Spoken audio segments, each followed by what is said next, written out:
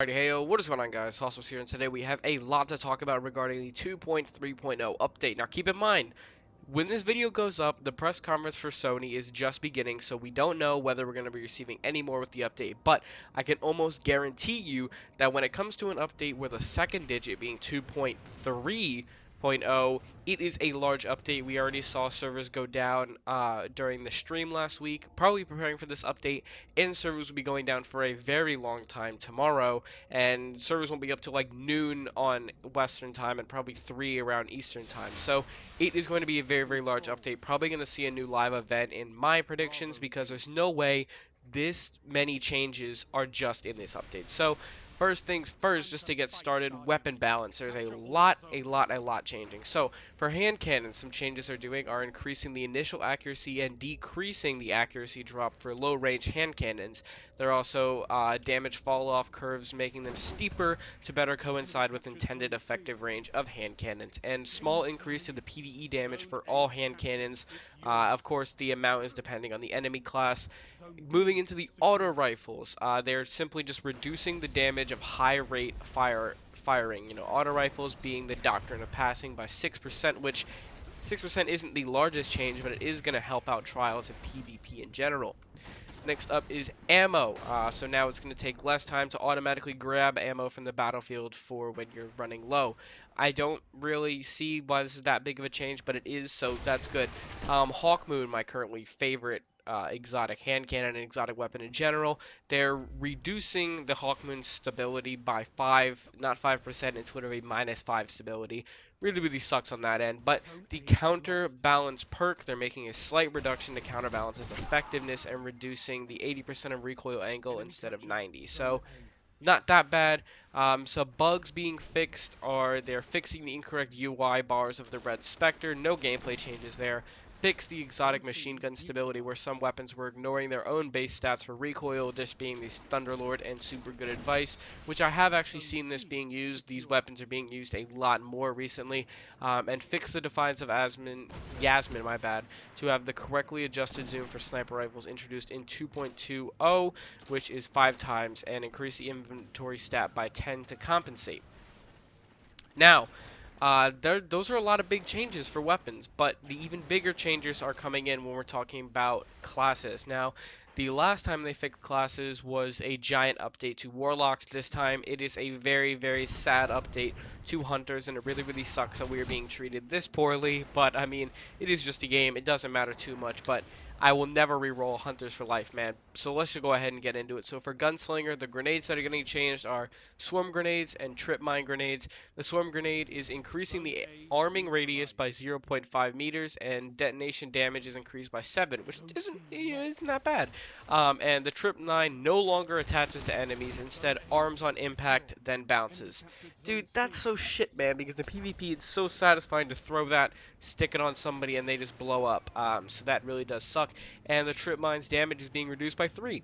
So they really are just shitting on everything that the Gunslinger is fun for. Golden Gun, its base damage is increased by 50% and an additional 30% against AI, meaning, PvE enemies. And Deadeye perk now increases Golden Gun damage by an additional 30%. Thank God. So if you guys did not know why this change is so big, is because a 335, I forgot what the exotic was. It's that fucking laser gun, whatever the hell it's called.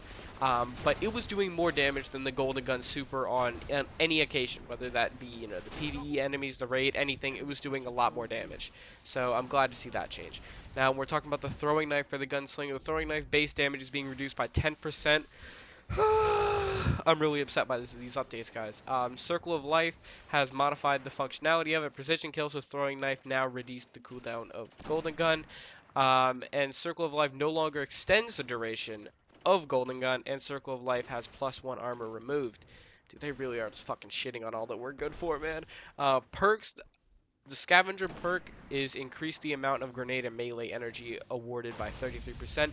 Chain of Woe has +1 recovery added, and Over the Horizon has +1 recovery removed. Damn. Now let's move on to another subclass that's getting fucking shit on. Blade Dancer. I don't play them too much, but they are a very, very fun subclass. So Blink now incurs a -1% recovery penalty. Blink Strike lunge distance increased by 0.4 meters. So that's not, I mean, that's fucking bad, okay? I'm not even gonna try and sugarcoat it, okay?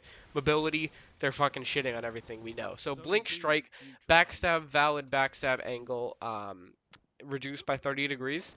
Escape Artist Invisibility Effect delayed by 0.5 seconds, and Fast Twitch Recharge reduced by 20%. Oh my god, they're fucking shitting on everything, dude.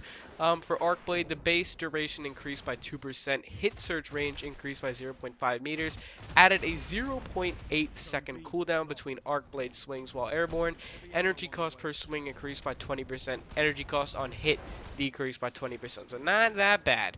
But there are more changes coming. That was for, I want to say those were for PvP, and these are for AI. So another change is the Arc Blade damage increased by 30% against AI. Vanish now causes the player to vanish on cast in addition to its normal functionality. Showstopper damage radius extended by 1 meter, and Encore killing an enemy with Arc Blade now extends its duration and grants a 150% increase to Arc Blade damage for a short time, which isn't that bad actually, to be completely honest.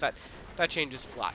Now, Night Stalker, a very, very fun subclass that was introduced in Taken King, are getting a lot of big changes. So, talking about grenades, the spike grenade damage impulses per second reduced to 5 from 10.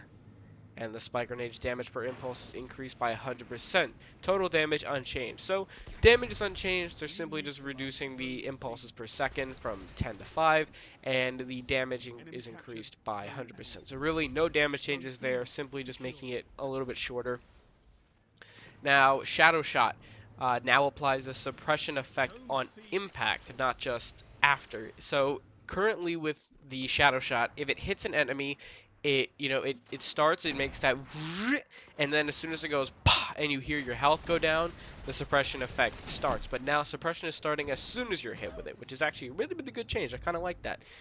Smoke, the impact damage is increased by 34%, impact suppression and damage over time duration reduced by 1 second, jump suppression removed from initial impact status effects, base smoke cloud duration increased by 1 second, envenom smoke cloud duration increased by 1 second, envenomed jump suppression removed from cloud status effects, vanish in smoke plus 1 agility removed, oh my god, and snare cooldown and snare cloud duration increased by 1 second, my bad.